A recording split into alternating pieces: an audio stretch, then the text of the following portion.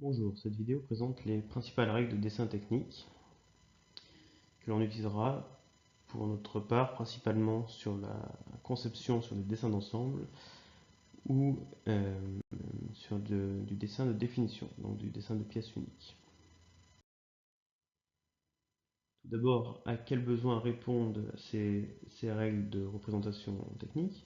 Elles permettent à tous les acteurs présents de la conception à la réalisation d'un système ou d'une pièce de communiquer, et cela de manière sans équivoque, en respectant donc des règles issues de normes connues par l'ensemble de ces acteurs. Ces représentations sont réalisées en deux dimensions. Donc on réalise sur un format plan, en deux dimensions, quelque chose qui est en trois dimensions, donc en volume. La méthode utilisée est ce qu'on appelle la méthode de projection orthogonale. L'idée est donc de regarder la pièce selon une direction. Donc la direction par exemple qui est représentée ici.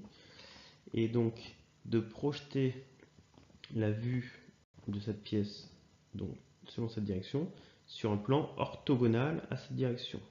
Donc si on regarde la pièce dans cette direction, on projette sur un plan qui est donc orthogonal à cette direction, on obtient une vue en deux dimensions avec ici donc, le contour de la pièce et éventuellement ici des perçages et une rainure à cet endroit-là.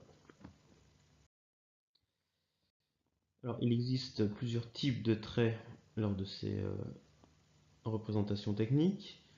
Nous nous limiterons à ces trois principaux traits qui sont le trait continu fort, donc on va bien appuyer, qui va nous permettre de représenter tous les contours et les arêtes que l'on voit lors de cette projection. Les traits interrompus fins, donc moins épais et avec des tirets réguliers qui vont nous permettre de représenter les arêtes invisibles, donc les arêtes qui sont cachées.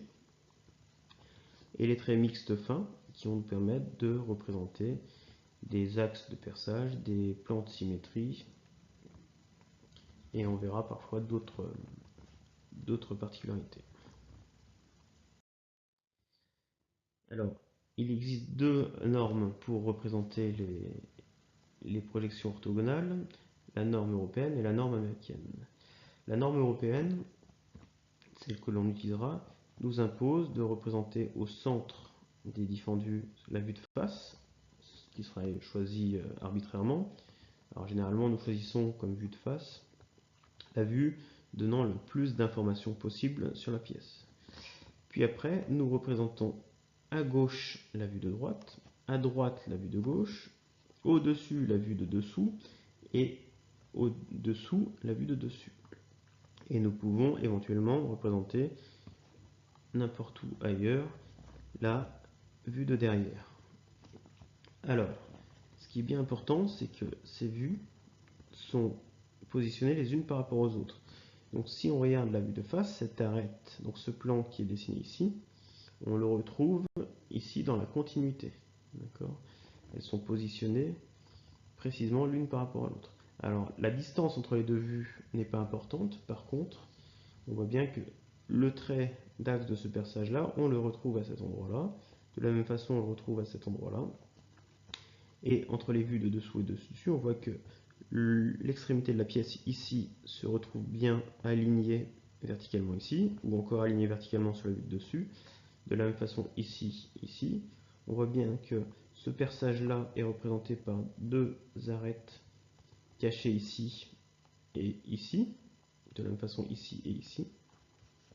Et on peut aussi avoir une correspondance entre les vues de côté et les vues de dessus, avec ce qu'on appelle une droite à 45 degrés, qui fait office de miroir pour réfléchir. Donc cette arête-là se retrouve ici. Donc on la projette verticalement sur l'arête à 45 degrés, puis horizontalement sur la vue ici. Et donc on voit que cette arête-là représente en fait ce plan-ci, donc cette arête ici, entre ces deux plans-là. Alors nous ne sommes pas obligés de représenter l'ensemble des vues d'une pièce, mais on se contente de représenter assez de vues pour avoir toutes les informations nécessaires sur la géométrie de la pièce.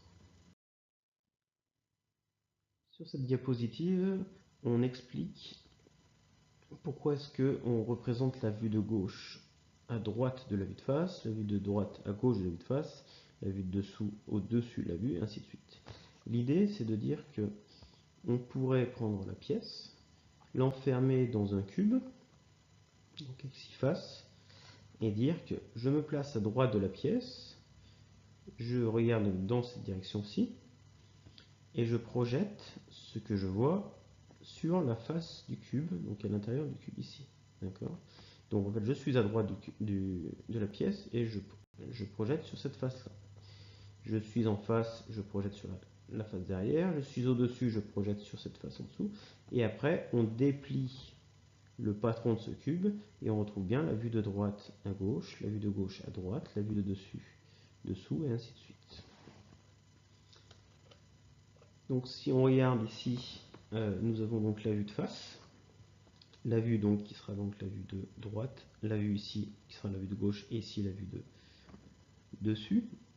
Et donc pour l'instant nous avons juste les contours extérieurs de la pièce et on peut voir maintenant la correspondance donc, entre cette arête-ci qui va nous donner une arête forte ici, puisque quand on regarde de dessus on va voir ici ce plan là, donc qui va être représenté par une arête à cet endroit là. Ici cette intersection entre ces deux plans est cachée par cette face là, donc elle apparaît ici en pointillé, de la même façon ici en pointillé. Sur la vue de gauche, quand on regarde, sur la vue de droite, pardon, quand on regarde ici, cette arête là est visible, donc elle apparaît en très fort. Celle-ci aussi. Celle-ci est cachée par la matière à cet endroit-là, donc elle apparaît en très mixte fin. De même pour celle-ci. Et pareil sur la vue de gauche.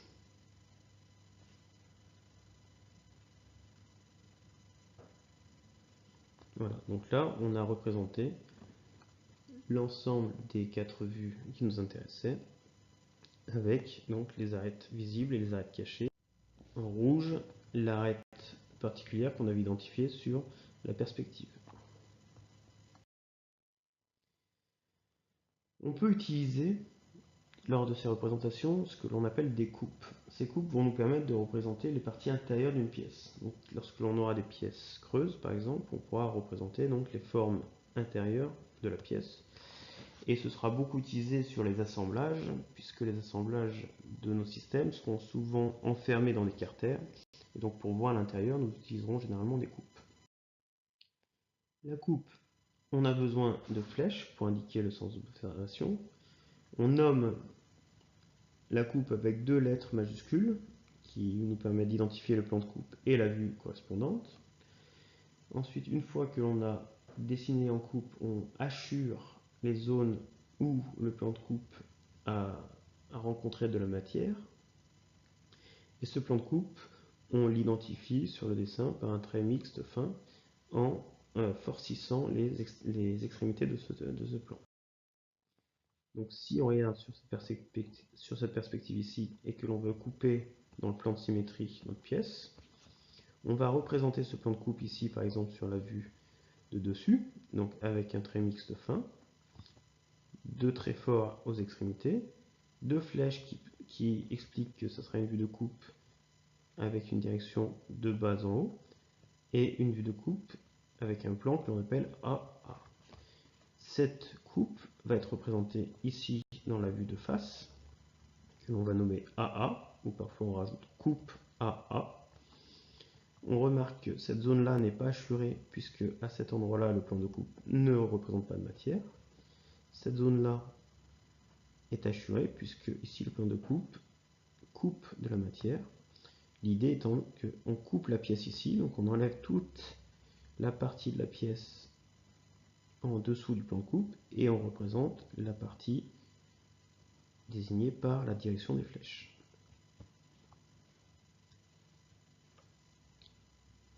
Donc encore une fois, ce qui est important, c'est qu'on voit le lien entre le plan de coupe et la vue de coupe AA ici.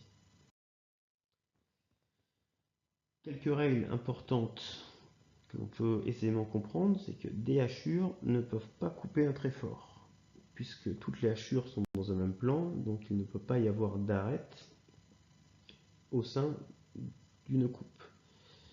Ensuite, elles ne peuvent pas s'arrêter sur un trait interrompu, puisqu'une arête cachée ne sera pas à l'extrémité d'un plan visible. Sur un dessin d'ensemble, et on fera attention de respecter une règle importante, c'est que toutes les hachures sont affectées à une pièce. Donc la pièce, si elle est représentée dans différentes vues, sera représentée avec les mêmes hachures. Et on évitera d'utiliser les mêmes hachures pour les pièces différentes. On utilisera parfois des coupes un peu particulières, notamment la coupe partielle, qui permet de montrer uniquement une zone d'une pièce. Ce sera très utilisé notamment sur les rainures de clavettes, où là on voit un arbre, donc une pièce cylindrique pleine, dans laquelle on est juste venu usiner une petite rainure sur le sommet du cylindre. Pour représenter cette rainure-là, on vient couper, mais uniquement cette zone-là. Et là, on voit une coupe classique, coupe AA, dont le plan est défini ici.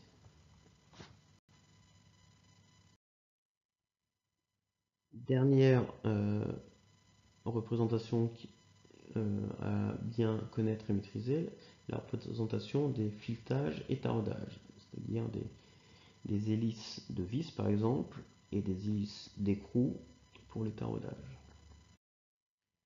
Alors, on va représenter différents filetages, des filetages qu'on appellera ISO, triangulaires ISO, qui vont respecter des normes donc ISO, des filetages à filet trapézoïdal, à filet rond, avec des particularités donc, et des besoins différents.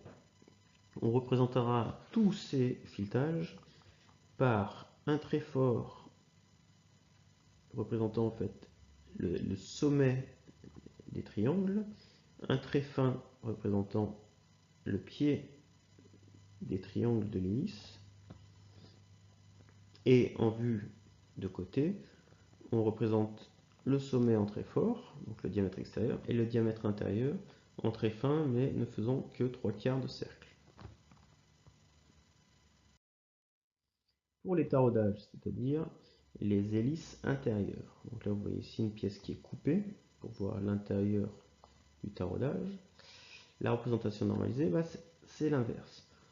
On va représenter le trait fort ici représente en fait le diamètre intérieur et le trait fin le diamètre extérieur du taraudage. Et on utilise la même règle pour la vue de côté en disant que le diamètre, donc le plus petit de mon taraudage est en trait fort et le diamètre le plus grand est en trait fin et ne fait que 3/4 de cercle. Quand on aura un trou borgne, il faudra faire attention puisqu'on ne sait pas percer en faisant des trous à fond plat. Donc on représentera l'empreinte du forêt qui a percé avec ici un cône. Et donc le taraudage s'arrête à cet endroit-là, avec le trait fin qui montre le taraudage. Donc on fera attention d'avoir ce qu'on appelle une réserve ici de perçage pour pouvoir usiner facilement le taraudage. Mais nous reviendrons là-dessus plus tard. Quand on assemble une vis et un écrou, un filetage et un taraudage, donc nous avons une vis ici représentée là, un trou taraudé à cet endroit-là, on vous dit que la représentation de la vis l'emporte sur le taraudage, c'est-à-dire que l'on va dessiner la vis par-dessus le taraudage. Donc vous voyez ici, la vis est rentrée dans le trou taraudé, on a les traits forts à l'extérieur, les traits fins à l'intérieur, comme pour la vis, et puis à l'endroit où la vis ne se superpose plus au taraudage, on reprend bien les règles de représentation du taraudage avec le trait fort à l'intérieur et le trait fin à l'extérieur. On pourrait représenter avec des traits en arête cachée, ou dans le cas où nous ne représentons pas les pièces en coupe, mais c'est quelque chose que l'on ne fera nous particulièrement, pratiquement jamais. Donc on s'attachera surtout à ce type de représentation là, où ce qui nous intéresse c'est de voir ce qui se passe à l'intérieur, et donc on utilisera généralement des vues en coupe. Vous avez ici quelques règles de représentation. On code généralement la longueur filetée de la vis. On fait généralement un chanfrein en bout de vis à 45 degrés. On cote le diamètre extérieur de la vis en donnant le diamètre, donc ici 20 mm, le M pour dire que c'est des vissons métriques, donc qui représentent une norme européenne. Pour le taraudage, c'est la même chose, on fait bien attention de coter le diamètre extérieur, diamètre 20, la longueur filetée ici. On n'appelle pas de vis la distance entre deux sommets de l'hélice. Ça représente physiquement la distance parcourue lorsque la vis effectue un tour. Donc si on a un pas de 2 mm, si on fait tourner la vis de 360 degrés, elle a avancé de 2 mm. On peut rencontrer deux types de filets. La plupart des vis que l'on voit ont des filets à droite, c'est-à-dire que si l'on prend la vis verticalement face à nous et que l'on regarde le filet de la gauche vers la droite, il monte. Cela veut dire qu'il faut tourner dans le sens, si on se place sur la tête de vis, il faut visser la vis dans le sens horaire. Dans certains cas particuliers, pour éviter généralement que la vis se dévisse, comme par exemple sur des pédales de vélo, on aura une pédale avec un filet à droite, une pédale avec un filet à gauche, le filet est dans l'autre sens. Donc si on regarde la vis verticalement face à nous et qu'on regarde de bas en haut, on voit le filet qui va de la droite vers la gauche. Peu importe le filet, on représentera toujours la vis de cette manière-là. Cette vue-là ne sera jamais à représenter, donc on se contentera de la représentation normalisée ici. Ici, nous voyons donc une vis qui vient se fixer dans un trou taraudé. Ici, c'est ce qu'on appelle un boulon. Un boulon, c'est l'assemblage d'une vis plus d'un écrou. Généralement, même dans les vues en coupe, nous ne coupons pas les écrous et nous ne coupons pas les pièces de révolution pleines. Donc une vis, c'est une pièce de révolution pleine. Donc vous voyez qu'ici, la vis n'est pas coupée, n'est pas hachurée.